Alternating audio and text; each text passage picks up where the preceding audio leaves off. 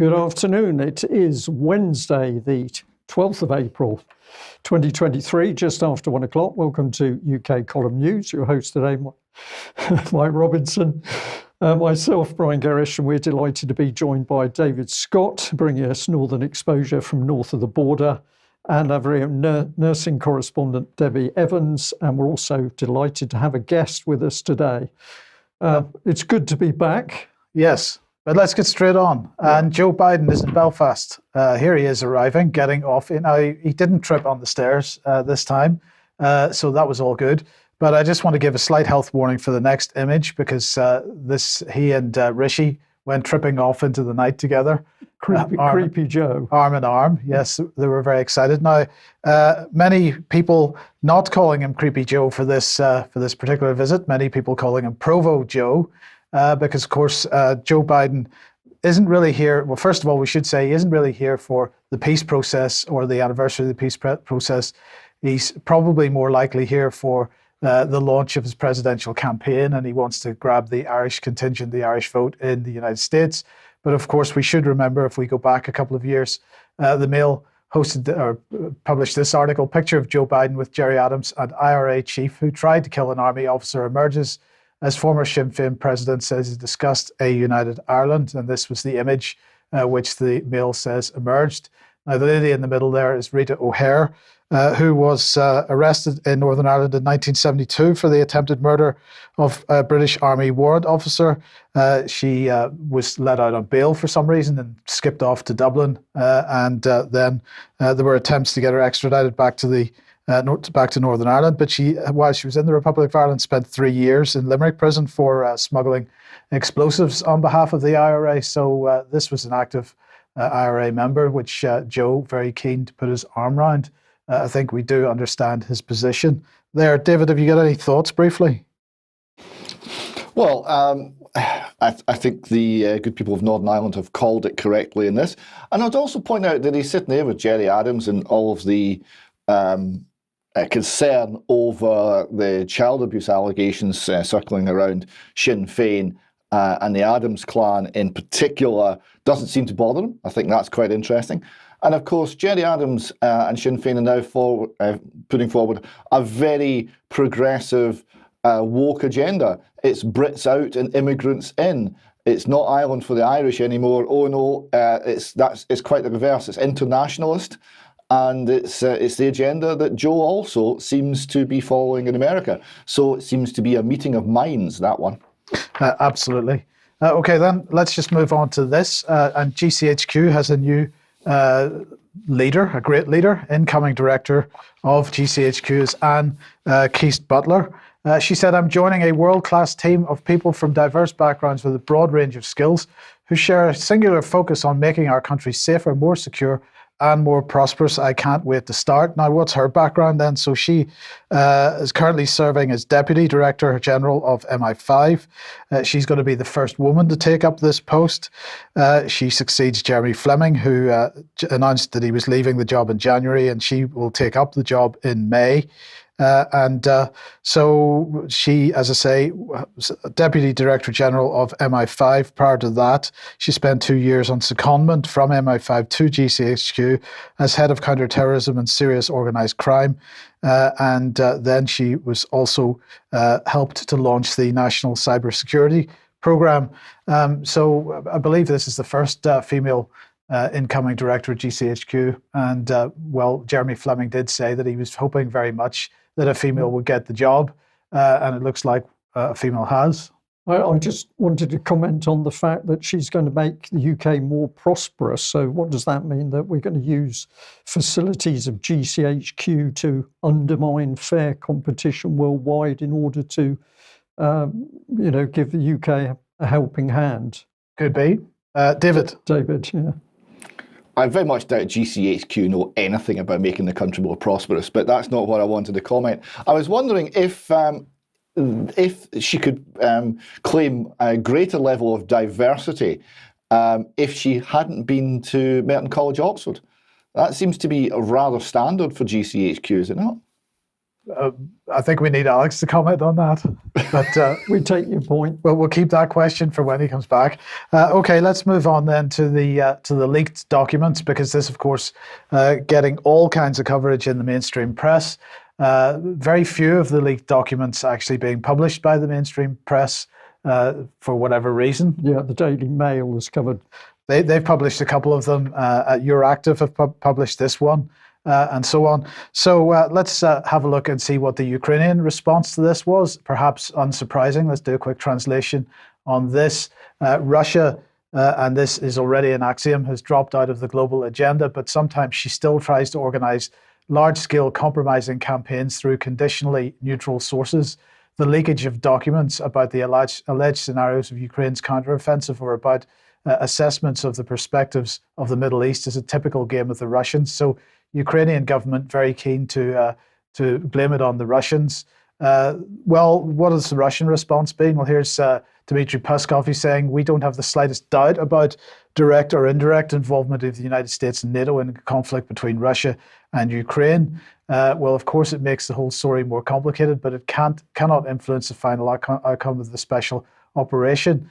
And the point here is that Dmitry Peskov's comments didn't include anything about leaked documents. They're not relying on these documents, it seems, to draw their conclusions about who's doing what on the battlefield. Yeah, well, I'm not surprised that the Russians, excuse me, have reacted like this. So the Department of Justice has now opened an investigation into who has carried out these apparent leaks. And I suppose in the process, they're confirming that these documents are genuine, Brian, but certainly some people suggesting, and the Ministry of Defence right up front suggesting that, well, they might be genuine, but we shouldn't take anything they say on them as being correct or true. So how do you hold those two positions at the same time? Well, they've got a big problem because the overwhelming comment on these papers is that they are genuine. The area where, of course, they've attempted to spin it is when there's been talk of the respective Ukrainian and Russian casualties, but we'll come on to that. I thought we should just have a little bit of a look through and a comment on what's actually come out. So if we bring in some of the key points here, this is obviously fundamental. The US admits the documents are real, and it claims that an investigation is underway, quite rightly. The security classifications are important because stuff that's got top secret and secret on it, this has to be very carefully protected. I'm going to say particularly top secret, as there's a huge jump between secret and top secret. There's also additional caveats as to who can see the information, whether it's just US eyes or it's NATO or it's with Ukraine and others. So there's a spread of the documents, but the key bit is that the moment you see top secret, you know that there is something major here. And I will be very interested to see what comes out of the investigation. So the released documents are a selection of individual papers and briefing summaries. They don't appear to include whole documents, and you get clues for this because some of the pages are in a sequence, some are not, but nobody at the moment is talking about whole documents. I think in general these are relatively short, what I will call briefing documents, and I'll come on to that in a moment.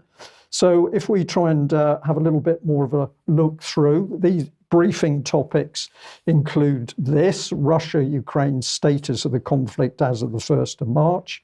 And if we go into that particular document, it's got information which includes a map with disposition of Ukrainian and Russian troops. It's quite detailed because it's down to battalion numbers and names. It's got a brief timeline of battlefield and military support events and details of battlefield losses. Now, this is the area where there's controversy because the figure is showing Russia at 16 to 17,500. Sorry, I've got Russia in there twice. Killed in action, wounded, and Ukraine 61 to 71.5. And the media are very keen to put out that this is showing that the documents have been doctored in some way. But of course, if we look at that basic ratio, the Russians losing less men than the Ukrainians, that's been true throughout the whole of the campaign. But just to illustrate the point, this is the BBC with comment on the documents. Ukraine war, who leaked top secret US documents and why. And in it, of course, is comment on the casualty figures. So they're saying that within these estimates, the US is estimating that between 189,500 and 223,000 Russian soldiers have been killed. And the equivalent figure for Ukraine is between 124,500 and 131,000. They're saying this is in line with ballpark figures. What makes this statement by the BBC ridiculous is that consistently all of the informed observers have commented on the fact that Russia is massively outshelling Ukraine, and that is on every battlefront in the Ukraine war at the moment. And overwhelmingly, casualties result from shelling. So we've got a mismatch here that Russia is outshelling Ukraine, but apparently Ukraine is suffering less casualties than Russia. Is the BBC just simply lying here, or are they conflating actual Russian casualties with casualties from the Donbass that they're calling Russian? No, well, in my opinion, they're lying, because you can go back into earlier BBC reports where they've actually had to admit that the Russians' own figures of their own casualties are about right. So I think this is a massive propaganda exercise by the BBC, where there's been real damage done by the documents that have been released, but the BBC, of course, doing its best to confuse and mislead the British public. But if we move on through, we've got this one, US allied and partner UAF combat power build, and the date for that is February the 23rd, but it's 1800 Eastern Standard Time, is at the top of the document. And this has got a detailed briefing sheet showing Ukrainian units with intended US, NATO and other equipment types, estimated delivery dates, percentage delivery achieved, and training timescales. And that percentage delivery achieved, for example, is extremely interesting, because you can see the whole logistics supply exercise struggling and failing as they try and get the equipment they think Ukraine needs. If I go on to the next one, that was entitled Russian-Ukraine Joint Staff J345 Daily Update for Start Date plus 370. We've got tables which include US forces composition and disposition external to Ukraine. That was particularly interesting to me. Special forces in Ukraine, changes and activities in the last 24 hours. Training activities for Ukrainian troops, US recce operations, logistics deliveries, especially shells and HIMARS effectively, as well as comment on what must be high-level significant meetings and briefings. The Spanish get a mention, but they're also talking about other organisations. And this brings us on to comment from yourself, Mike. Well, yes, the special forces in Ukraine. So just to show the numbers, the UK leads the way with 50 special forces personnel in Ukraine. Then that's followed by Latvia with 17, France with 15, the United States with 14, and the Netherlands with 1. So those are the main NATO special forces in Ukraine, but UK out in front. Yes. And I think they will have been there from well before the start of the war itself, because, of course, NATO, US, UK were building up the forces. So let's just carry on through. We've got another document. It's only one, well, this document is one page. In fact, page 11, it called itself Donetsk Axis. It has no security markings. It gives a map of the Donetsk Oblast, detailing the war axis with key topographical features of Ukrainian and Russian forces with dispositions, and it's calculating in that particular area about parity in the forces of roughly 20,000 men for Ukraine, slightly more for Russia. There's also an additional document which details mud and freezing limits, and it's showing what really is feasible for vehicle movements over the open ground. Now, we're really past this because this was to do with the winter freeze. We've now come through the thaw, but it's true to say that mud is still causing problems on the battlefield. If I put in some conclusions, there's no doubt that the high level of classification, top secret, would have limited the distribution, and any investigation is likely to be individual specific pretty quickly. So I would expect a pretty rapid response to somebody being found, and if they don't, then I become suspicious that maybe these things have been leaked deliberately. But certainly the documents that we've seen are likely to be high-level military or political briefing aids. The documents as a whole show that everything is complex in getting many nations to provide different equipment to Ukraine. It's confused, and there's clearly delays in getting weapons in and getting the training completed, and the documents show that very clearly. There is a snapshot of localized battlefield casualties, but I'm going to make the point that we've got to remember that the Ukrainian casualties to date are clearly massive, and I'm putting a minimum figure of 200,000 there killed in action because this is what trained observers are talking about. The documents only give a snapshot in time, so they're unlikely to have an impact on the current strategic and tactical situation in Ukraine.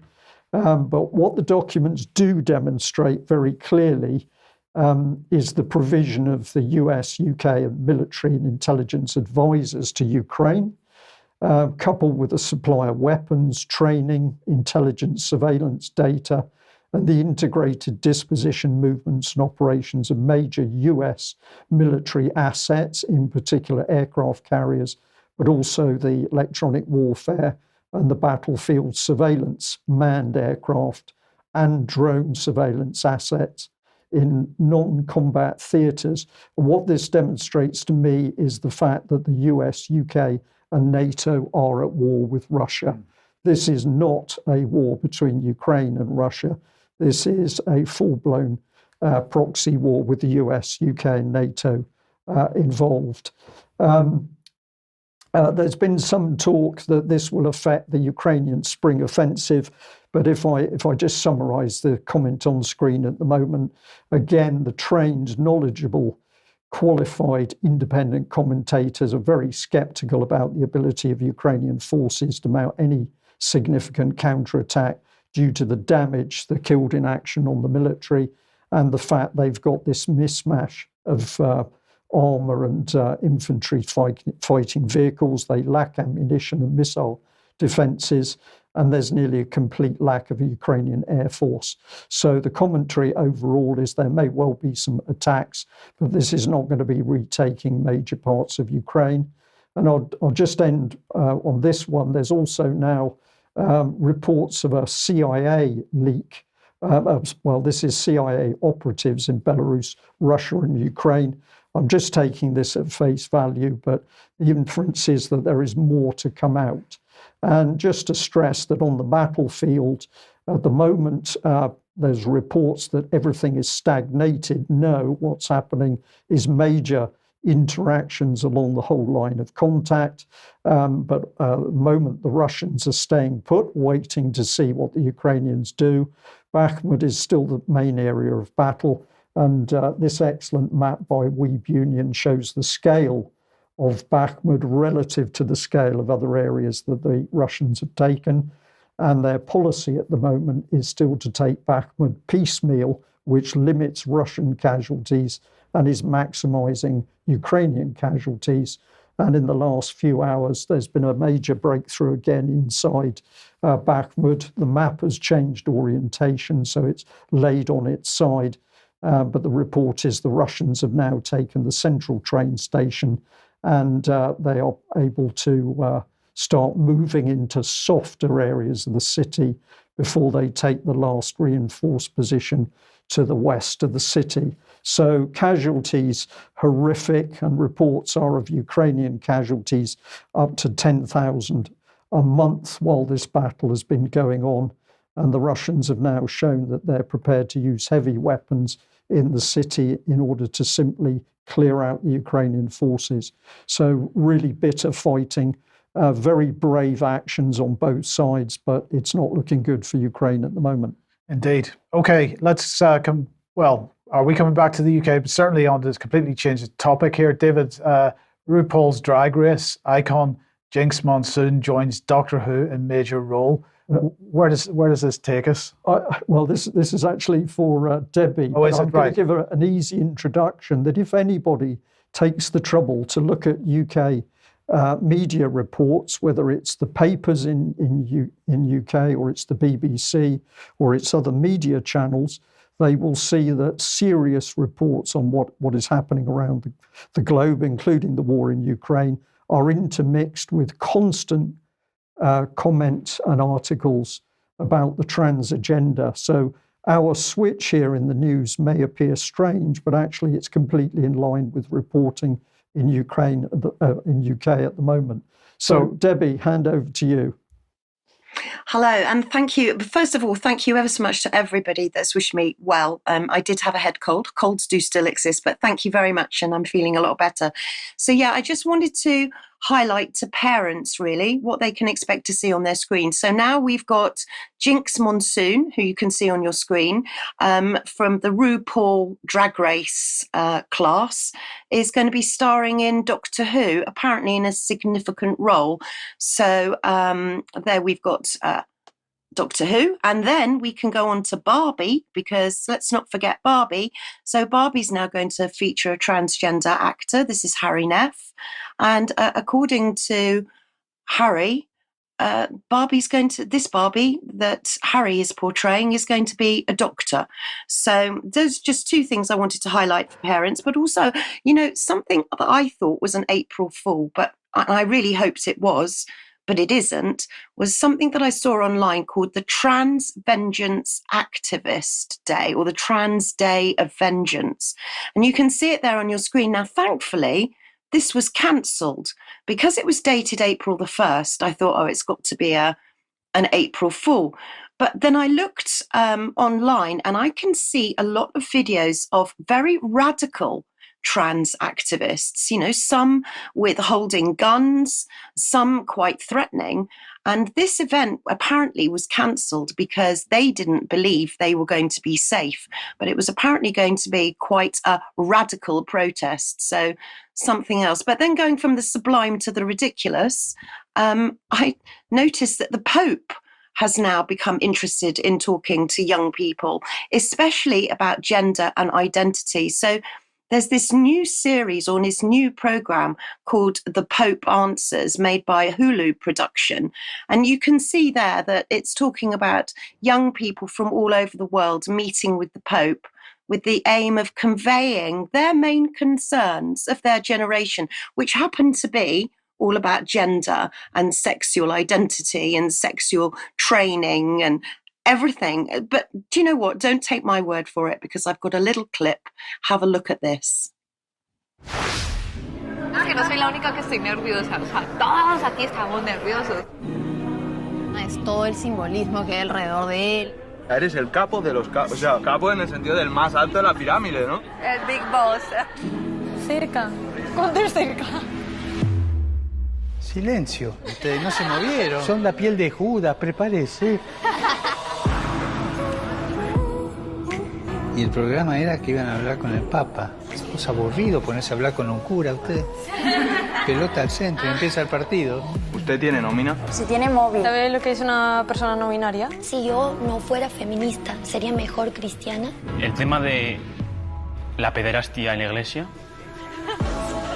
Fui católica, muy creyente, ya no soy católica. Pero me da la sensación, al menos por lo que ve en mi entorno, que la gente está decepcionada con la iglesia, no con Dios. ¿A usted no le genera contradicción todo esto?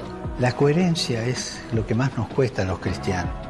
Quisiera preguntarle a usted mismo que si usted es feliz y si alguna vez se ha sentido solo.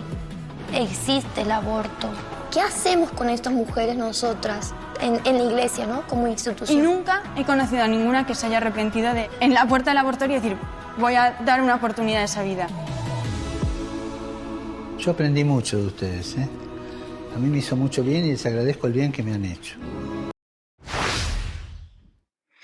So as you can see, the Pope answers, but also the Sky News reported that the Pope has described sex as a beautiful thing in that documentary. He's praised the virtues of sex in a documentary released, the one that you've just seen, as one of the beautiful things that God has given to the human person. And I actually sent that story, to Alex, and Alex sent me just a genius email back, really, with how does the Pope know? How can the Pope answer all these questions? However, sadly, it doesn't stop with the Pope, but we've also got the Dalai Lama, who's been involved in some very controversial video. I'm going to spare you all from the video, but it is online.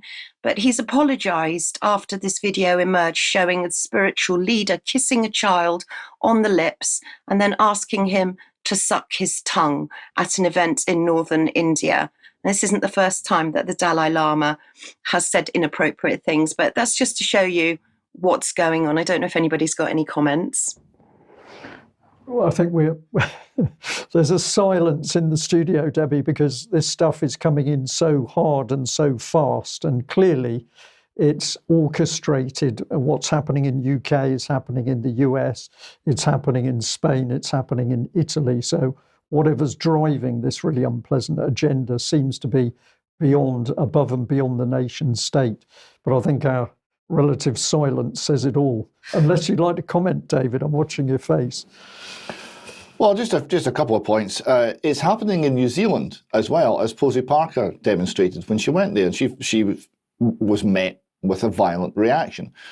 We've seen occasional outbursts of violence in Scotland at trans rallies. It's certainly very aggressive behaviour.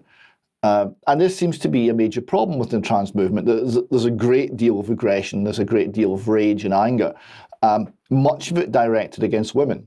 And we've seen quite a number of cases of women, sometimes elderly women, being violently assaulted at, for example, the Let Women Speak event that Posey Parker organised in New Zealand. This level of violence is concerning. It doesn't seem to have a limit. It seems to consider itself justified, and it's part of the whole agenda where peaceful conduct is being characterised as violence, and that justifies a violent response. The silence is violence. If you do not agree with me, then you're a Nazi and I can punch you in the face. That type of reasoning, that type of self-justification seems to be everywhere within the trans movement and the broader kind of woke ideology. Yes. Okay, David, let's move on then to, Scotland, first of all. And go ahead. Well, yes. So we have here Edinburgh News reporting a case that was greeted with some shock and horror in Scotland. This is Sean Hogg, a rapist who attacked a 13-year-old girl in Dalkeith Country Park. He's walked free from court. He's been convicted. And he's not been sentenced to any jail time. He's now 21. He threatened his victims, pulled down her lower clothing, seized her by the wrists, caused the girl to carry out a sex act on him, then pushed his victim's head down and raped her. She was 13. The people of Scotland cannot understand how this is not jail time. He was found guilty by jury. And when he appeared in the High Court in Glasgow on April the 3rd, Judge Lord Lake said, quote, "Rape is one of the most serious crimes, and that's why it is tried at the High Court. Looking at the circumstances, her age and vulnerabilities are aggravating factors. For the level of seriousness, I have to consider your liability, beg your pardon, and have regard to your age as a factor. This offence, if committed by an adult over 25, could attract a sentence of 4 or 5 years.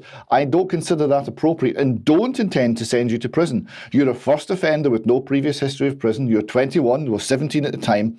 Prison does not lead me to believe that it will contribute to your rehabilitation." He was sentenced to 270 hours of unpaid work. The people of Scotland were astonished by this. But of course, this is now the policy. So I went looking for the policy. And here it is. This is from the Scottish Sentencing Council. It was effective from the 26th of January 2022. It's on sentencing young people.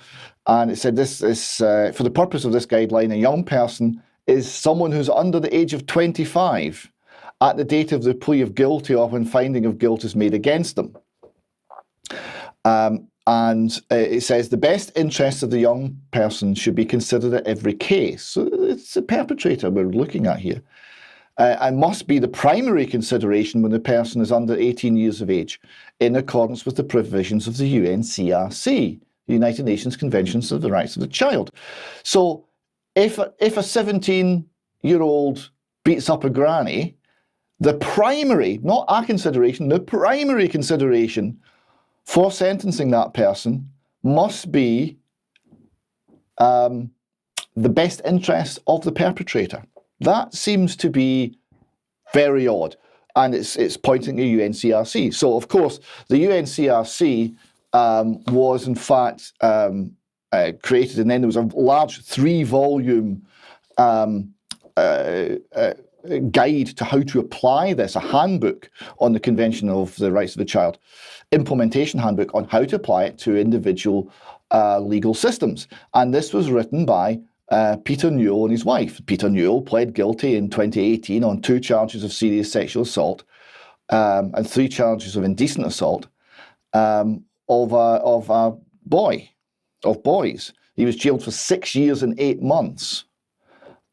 So we've got someone who was a convicted paedophile who wrote the guide, and if you're thinking they might have changed the guidebook since then, I did check. It's still got his name on it. We have it here, the Implementation Handbook for the Convention of the Rights of the Child, prepared for UNICEF by Rachel Hodgkin and Peter Newell, husband and wife team. So we've got a handbook written by a convicted paedophile, which is now informing the sentencing of young people in Scotland.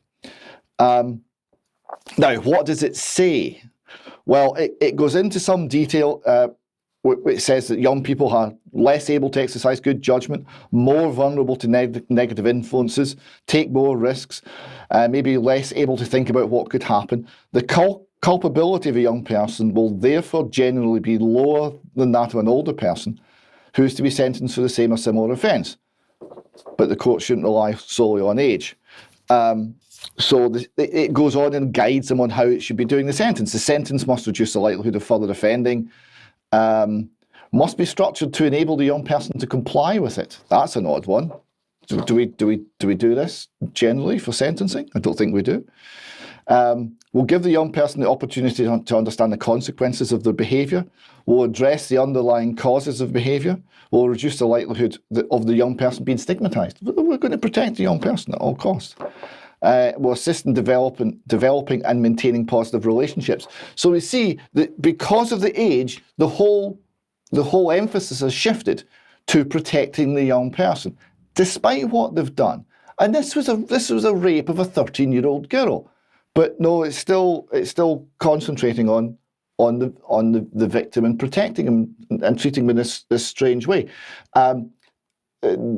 J.K. Rowling had tweeted out that this now means in Scotland the first rape is free, because if you've not got a criminal conviction and you're under 25 and you rape someone, you walk. That does seem to be the conclusion. So I went digging further. Where did the sentencing guidelines come from? Well, they came from another document called The Development of Cognitive and Emotional Maturity in Adolescence from the University of Edinburgh. Where else? Also published by the Scottish Sentencing Council. So it says this is an umbrella review of current neurobiological, neuropsychological and psychological literature. So they've done a literature review and they've come up with some conclusions. I'll read one piece of this and then I'll bring in our guest to discuss this particular document. So this is the core of it. Scottish Sentencing Council says, during adolescence, there's an imbalance and growth pattern observed in the brain, governing emotion and mood. Areas the amygdala involved in, and those areas involved in executive functions, such as the prefrontal cortex, develop at different rates. Converging findings suggest, this is not real hard science, that the latter brain region is last to reach maturity, leaving adolescents with immature and compromised core cognitive abilities. For much of this period, the immaturity, when coupled with increased motivation to achieve rewards observed to coincide with puberty, is thought to be the most likely underlying mechanism, contributing to poor problem solving, poor information processing, poor decision making. Evidence suggests that the influence of presence of peers exacerbates these tendencies. So they're saying that young people are not really, their brains are not mature, they can't help it. And the neuroscience says that we have to then change how they're being sentenced. And that is the underlying reason why a rapist of a 13-year-old girl has been sentenced to 270 hours community service. At this point, I'd like to welcome Bruce Scott. Bruce, you've looked over these documents. We've got some more clips and extracts. Maybe you could give us your thoughts on them. This next one here was one that you'd picked out as particularly important.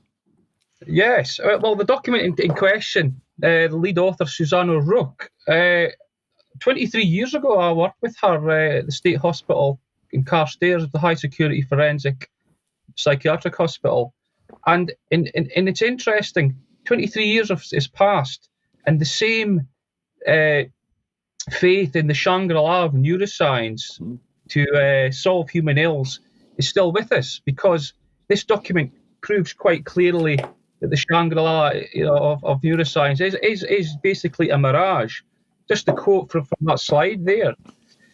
Notably, adolescent cognitive maturation varies between individuals and will not be the same for every individual, particularly when impacted upon by the environmental factors listed.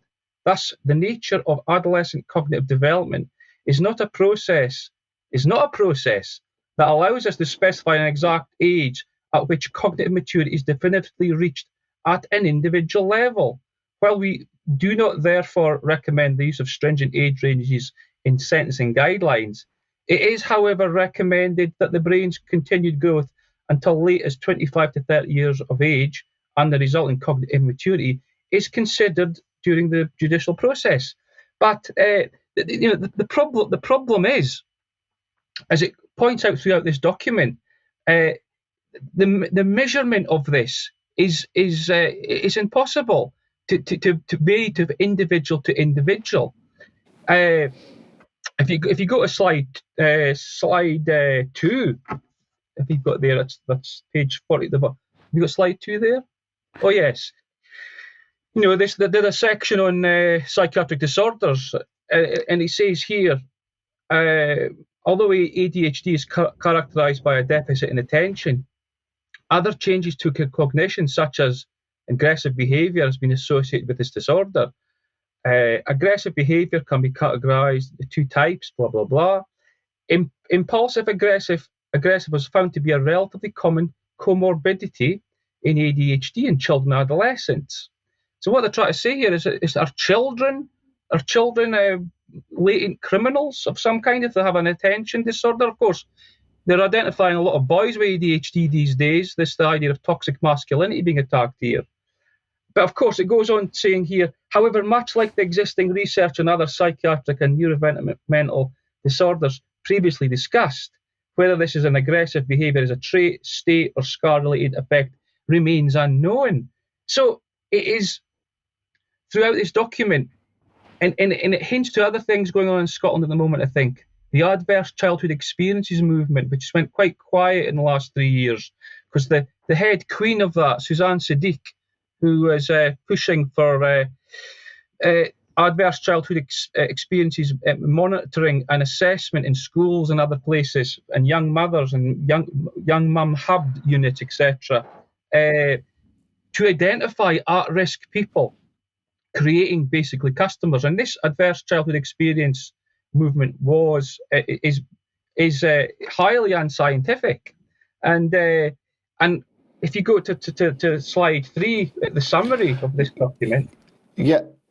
I was really struck by this as well. The lack of any substance.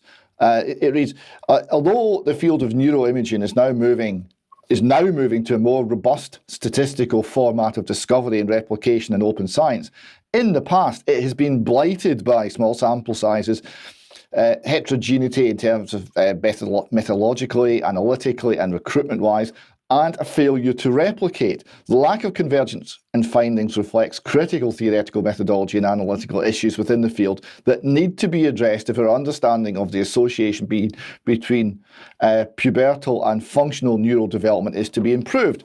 Now, that basically says to me that the science is rubbish and we don't know much, if anything. Well, it's exactly...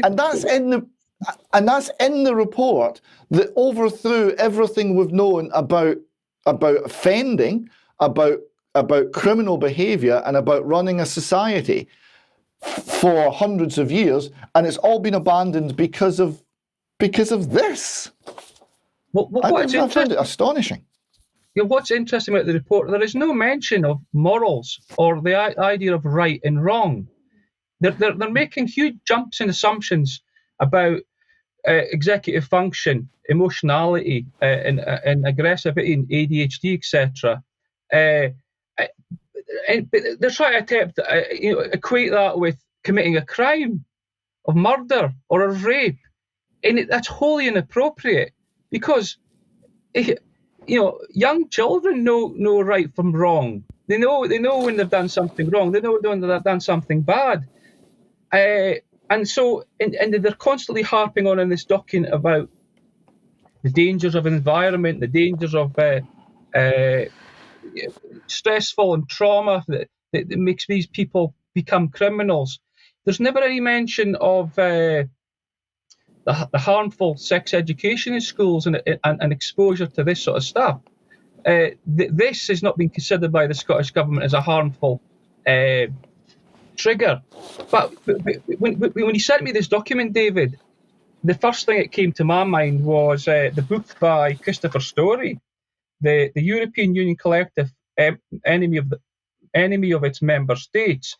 And then there's a table in that book where it talks about in creating legislation, but imposed legislation which is inconsistent, unwanted bias in favour of the offender, victimisation of the victim, rights not obligations, and basically the justice system is destabilised in terms of this kind of new world order or world government, and this use of neuroscience, as the document shows, is not improving to the state where we can cure or heal through these findings, because they're so blunt.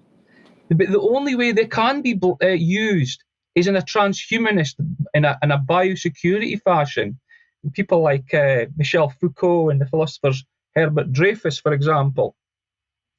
This is when political problems become neutralised into sort of scientific issues, and these very blunt technologies can be used to affect individuals on a case-by-case basis in a punitive way. But this transhumanist, you can imagine the applications. If someone's got an overactive amygdala in a offender, what will they do? Oh, well, we could subdue the amygdala with electrical impulses or an implant of some kind. This is where it's going, and it's anti-human and it's transhuman. I think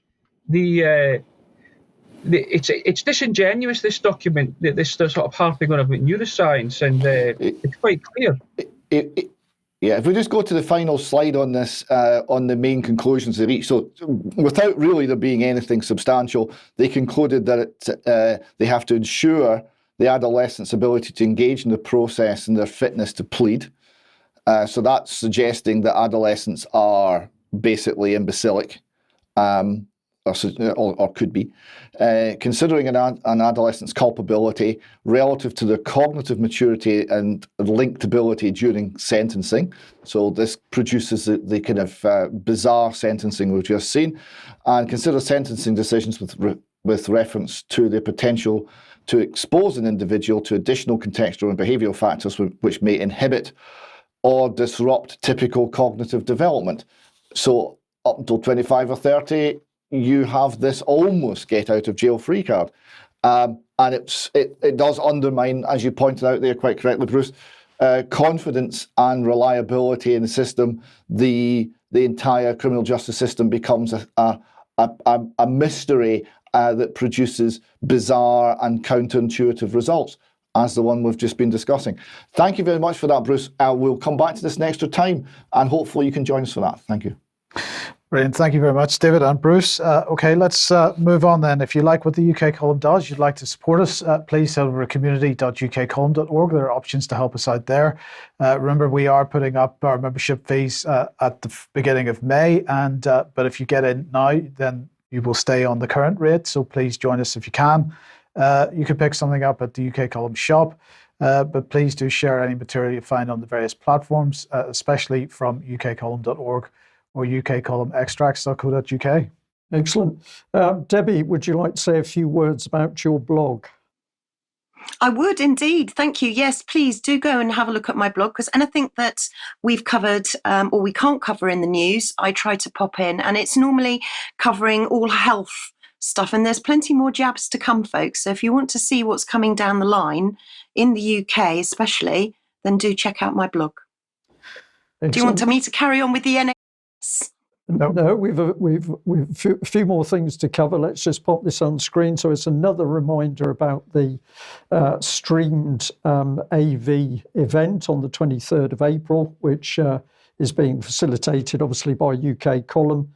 But we're delighted to see Mark Anderson is one of the named speakers there. So we would encourage you to support this event, because it's part of the work to get Alternative View back on its feet and making a success of the hotel-based event in October later in the year. And I'm sure our viewers and listeners will be pleased to hear this. We're delighted to say that we recently did an interview with Andrew Bridgen MP. It will be streamed out at 1 o'clock on Tuesday the 18th.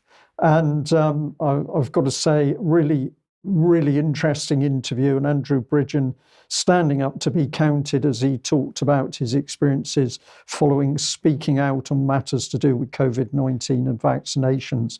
So encourage you to watch out for that particular interview. We'd also like to give a mention to the London Rally, which is happening this Saturday. So Trafalgar Square, 12 to 3 p.m. Well, it's no to the ULEZ, so it's an anti-15-minute city and ultra-low emission zone event, so please get along to that if you can. Okay, Patrick Henningsen will be one of the speakers on that, and linked in with it is apparently this referendum on ending government's economically costly Ukraine-Russia policy. So if you are motivated, have a look at that petition and obviously sign up if you agree with what's being proposed there. Okay, where does that take us? That takes us on to Debi, who's going to give us an update about what's happening in the NHS. Yeah, sorry, folks, it's not great news, but as we all know, the junior doctors are staging a 4-day strike. And now this is catastrophic, honestly. This is beyond. So the Independent have reported that actually mums have had their caesareans cancelled, funerals have been cancelled, moving of bodies has been detained and delayed. People are going through a lot of grief with all of this. And what's worrying too is that the consultants that were working last time when the junior doctors went off, only half of them have decided to work this time because they say they're exhausted. So this is a really big deal, and everybody's reporting it, to the point that Matthew Taylor, who's the CEO of the NHS Confederation, he's got a lot to say, including 350,000 appointments will be cancelled, and basically patients aren't safe. You know, this is the National Health Service. You know, let's try to digest this, because we've only got the NHS in the United Kingdom, and we are all being told that it's not safe because the junior doctors, which is pretty much every doctor, under consultant grade is on strike. So very worrying, although Stephen Powis at the NHS, director in the NHS, says that emergency care will be covered. Now, I've heard this morning, I heard a report that there were a couple of hospitals that might have to close their A&E in the next day or so because it's completely overwhelmed. But that's a story just to wait for. But if you can't get to the NHS, what do they tell you to do? Phone 111. Well, apparently not now. You can't phone 111 because you can't get through. Apparently 3.5 million people gave up before getting through. That's 17.8%. And the wait time was 25 minutes. And I know from experience in my own family how long my family have waited on 111 to the point where they've just gotten in the car and they've gone either to the doctor's surgery or to A&E. But many people ask me, what can we do about the NHS? What can we do? Well, you know what? Please go and have a look at the latest job vacancy that's coming up, because pretty much everybody that I would imagine that's watching this would be eligible to apply. So there are 3 positions for a non-executive director of NHS England, and this is attending the board meetings. So please do go and look it up, because that's something that you can really do. And talking of NHS board meetings, I watch them, so you don't need to. But in this month's NHS board meeting, which was only published a few days ago, 2 of my big takeaways is that there's going to be an underspend in the NHS. Who heard of that? Of 125 million. But don't panic, because 100 million of that is being ring-fenced for vaccines. Now, I don't know what kind of vaccines they're ring-fencing for, but I can tell you that there's a new jab just out, even to sober you up if you're drunk. And it's called FGF21, if anybody's interested. And also, when you go to the emergency department now, or A&E, you might not see a friendly desk with a receptionist behind it. You might have to log in via an iPad. So the NHS board were quite keen to promote this. About that issue is that, we have had fluoridation of water supplies for a very long time now. More recently, the government has put folic acid into bread.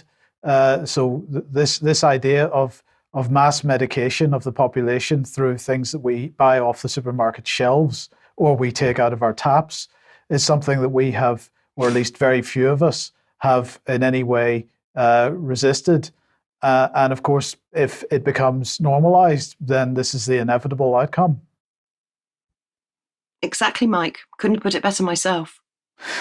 Okay, let's move back to Russia again now. And Wall Street Journal journalist, here he is, Ewan Gerrish. He's being held in Russian jail. He was charged with espionage. He was arrested on the 29th of March, and he considered it his dream assignment to be working for the Wall Street Journal in Russia. So let's have a look and see what John Sullivan, former US ambassador to Russia, had to say about this. Well, the question then is, how does he get back? How does he get out of a Russian jail? And in the past, when this type of thing has happened, it's usually some kind of prisoner swap that happens. And so he's saying that the Russians are going to expect a lot in return for a person that they consider a spy. So here is the US Department of State statement on it. Russia's wrongful detention of journalist Evan Gershkovich, sorry, Evan, not Ewan. Today, Secretary Blinken, this was on the 10th, 2 days ago, Secretary Blinken made a determination that Evan Gershkovich is wrongly detained by Russia. Journalism is not a crime, he said. We condemn the Kremlin's continued repression of independent voices in Russia and its ongoing war against the truth. The US government will provide all appropriate support to Mr. Gershkovich and his family. We call for the Russian Federation to immediately release him. We also call on Russia to release wrongfully detained US citizen Paul Whelan. Paul Whelan is a former US Marine, by the way, a corporate security executive. He was convicted in 2020 on espionage charges. Okay, so let's come on to a more broad condemnation. This is from the Media Freedom Coalition, led by the UK, of course. They work together to advocate for media freedom and safety of journalists, and they said The executive group of the Media Freedom Coalition strongly condemns the Russian Federation for its detention of Wall Street Journal reporter Evan Gershkovich. The detention of journalists under the guise of espionage charges is very concerning and undermines the basic principles of democracy and the rule of law. So if a Western country sends a spy into a country, Brian, under the guise of being a journalist, would that be a breach of the rule of law? Should they be arrested? Well, I would have thought so. No, you'd have thought not, I think. You'll have to give that to me again. So if someone is sent to a foreign country under the guise of being a journalist when in fact they're a spook, it would be fair enough under the rule of law that they be arrested, would it not? Yes. That happens for Russians or anybody that comes to the UK or the United States in those circumstances. They went on to say, we condemn the Russian Federation's move to silence journalists and use its authority to intimidate and harass them. Russia must comply with its international human rights commitments and not abuse its power to suppress critical reporting.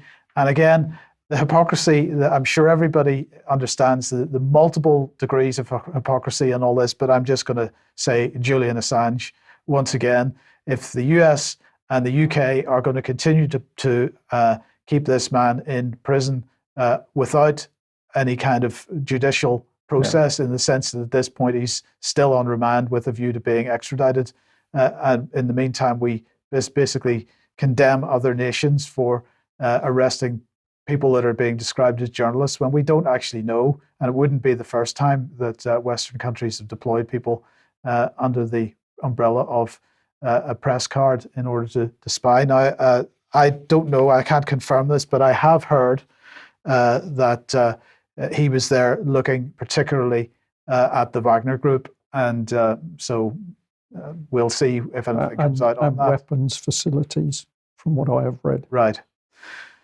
Where does that take us? The BBC. Oh yes, we'll just briefly mention this. The BBC was interviewing Elon Musk this morning, and of course, Musk running Twitter at the moment.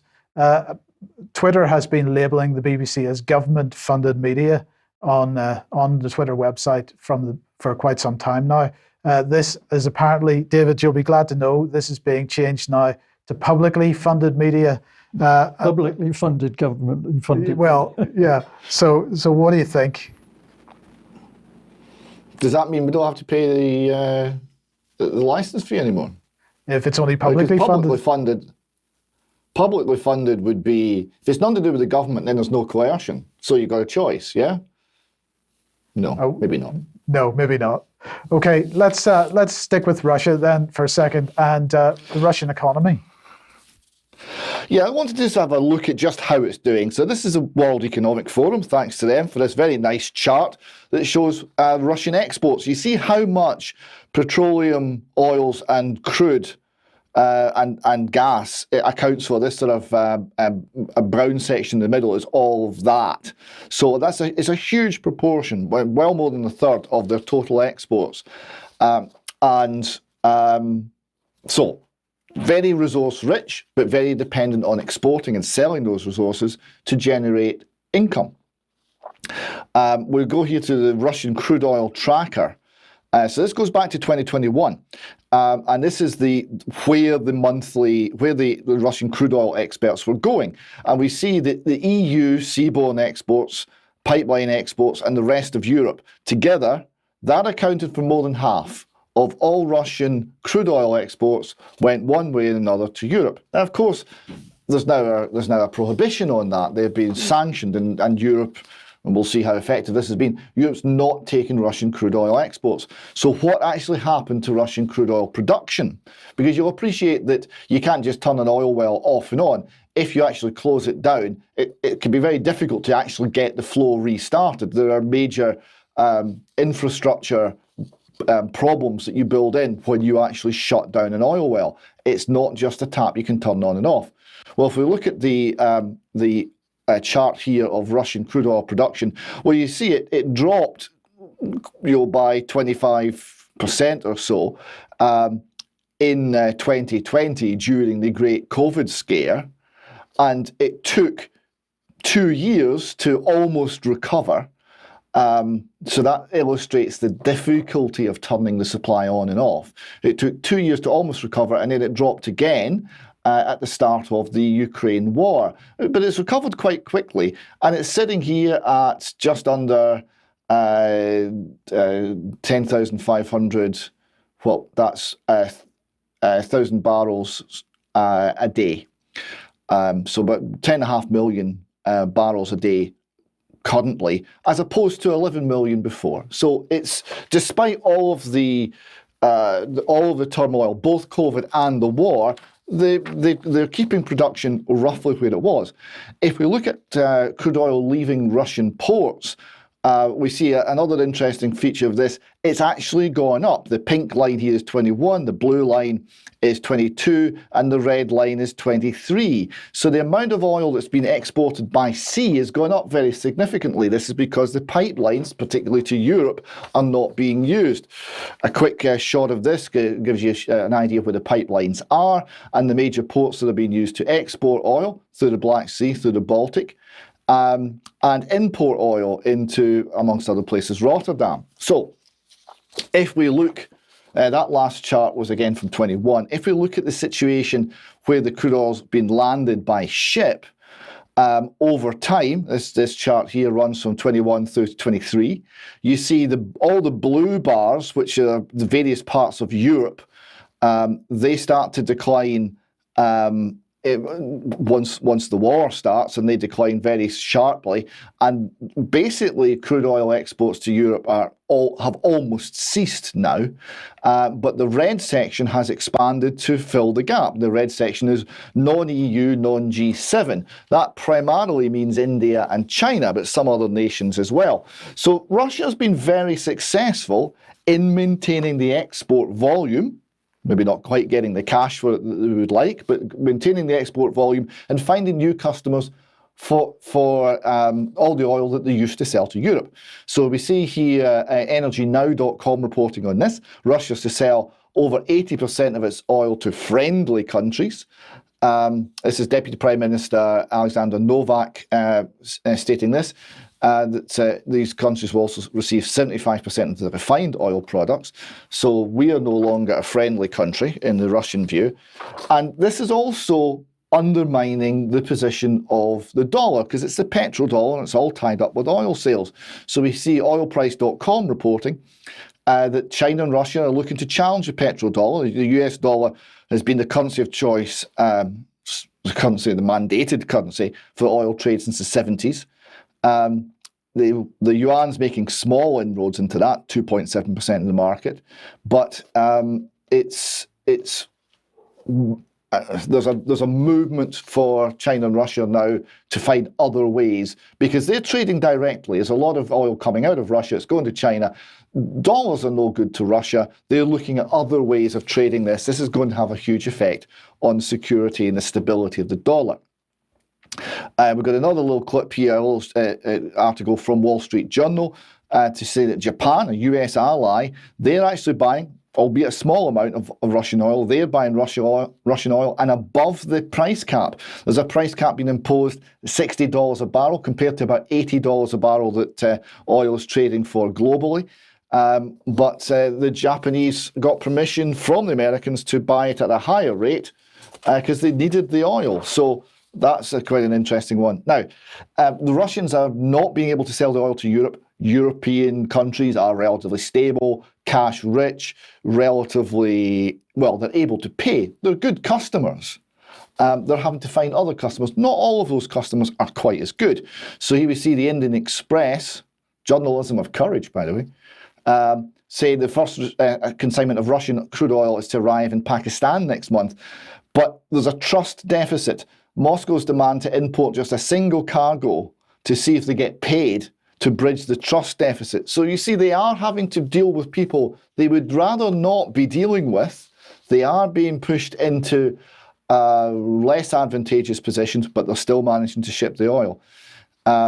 Pakistan, just as a point to make it how risky trading with Pakistan is, Pakistan is basically awaiting IMF bailout.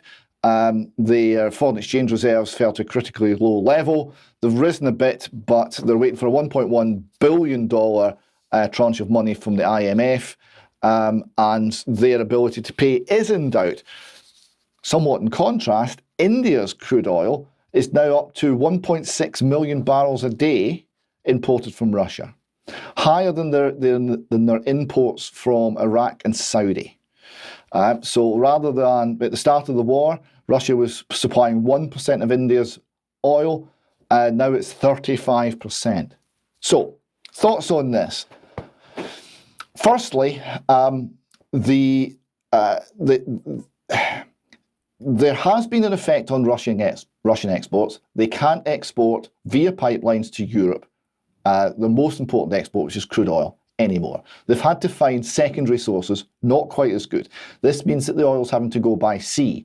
It could potentially be stopped by American naval power, by maritime power, but there's no sign America's prepared to do that. If it's not prepared to do that, Russia is finding other buyers. Those buyers are, at least in some cases, India and China, actually quite cash rich, quite productive countries, and are trading directly with Russia. This is having a bad effect on the dollar's position, potentially catastrophic effect on the dollar's position. So the effect of the sanctions has not been to crush the Russian economy. It has damaged it, but it's also damaged the standing of the dollar. So I would have to say, in broad terms, to the point we're reached now, the sanctions have failed. And the question that occurs to me is whether America now will push further ahead with a sea blockade, which is the only way to actually do something about this, but that means a huge escalation, or whether essentially the economic power is not going to be effective. The problem is if they attempt any kind of sea blockade, ultimately that's going to result in presence in the South China Sea. So this ends badly. But David, let's just a couple of advertisements from you then. First of all, the transgender child. Yes, this is on tonight in Dundee. The excellent Scottish Union for Education asking the question: are schools harming children by affirming their transgender identity? So that's at Gate Church International, Perth Road, Dundee, and that starts at 6:30 tonight. A couple of adverts for things on the UK column just transmitted during Easter holidays. We had Peter Schiff talking about the insane world of finance and money. And on a similar subject, coming up later this week, we have Alistair MacLeod, Head of Research for Gold Money. I'm interviewing him on the subject of money, credit and banking. Okay, thank you, David. So, Debi, let's move on to bird flu. Yeah, bird flu. So the WEF are saying, what do we know? What do we need to know about bird flu? Well, what we need to know about bird flu is that a lot of the globe is talking about bird flu, and apparently this is H5N1. So what do we need to know? Well, it's interesting that the World Economic Forum say that, because it would appear that according to Scientific American, that vaccine makers are preparing for bird flu. What a surprise. What a surprise. But there you have it.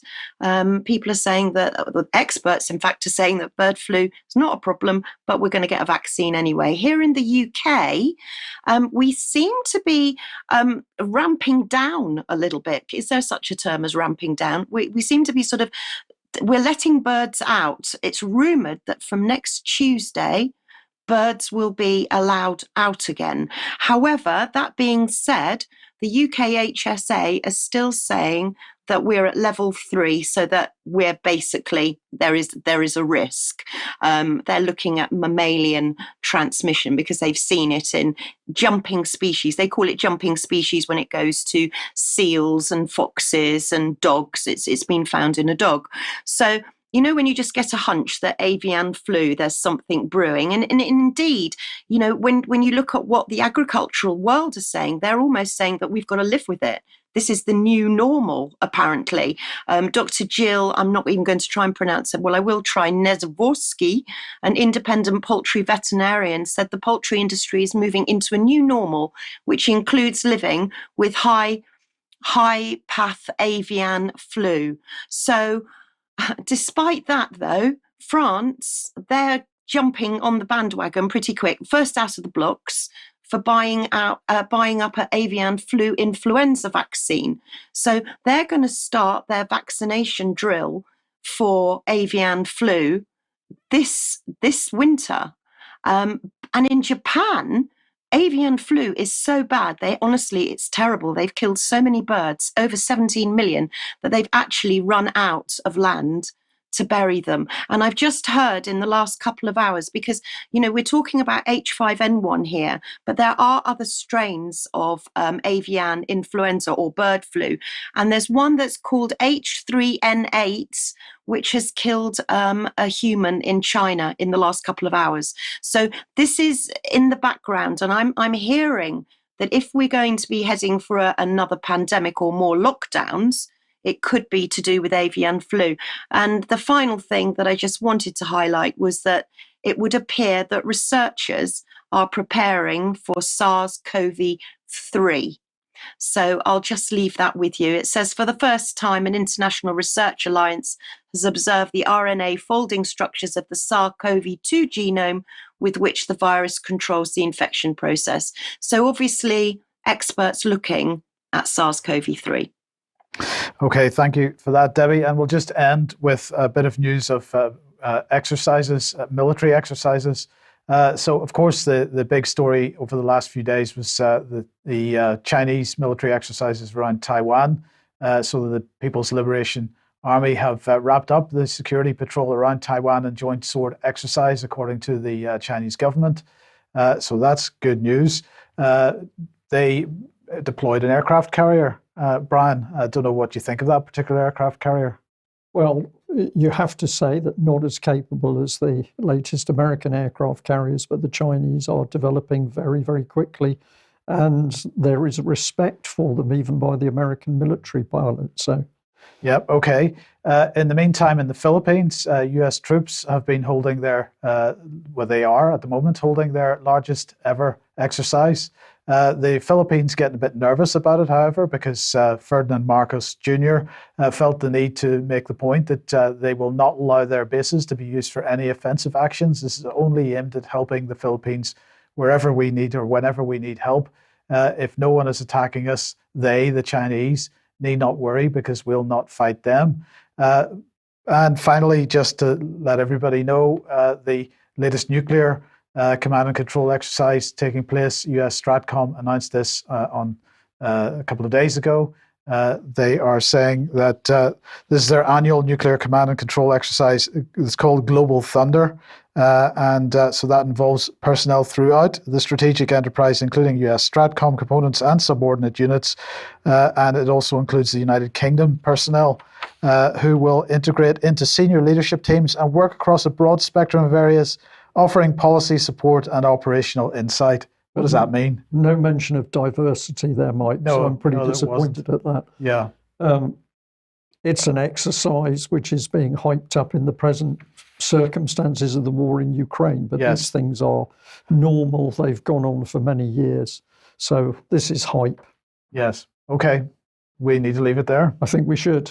All right, we'll say to our audience, thank you very much for joining us wherever you are in the world. Stay tuned if you're a member, because we will be doing an extra in a few minutes, and we will see you then. Thanks for joining us. Bye-bye. Bye-bye.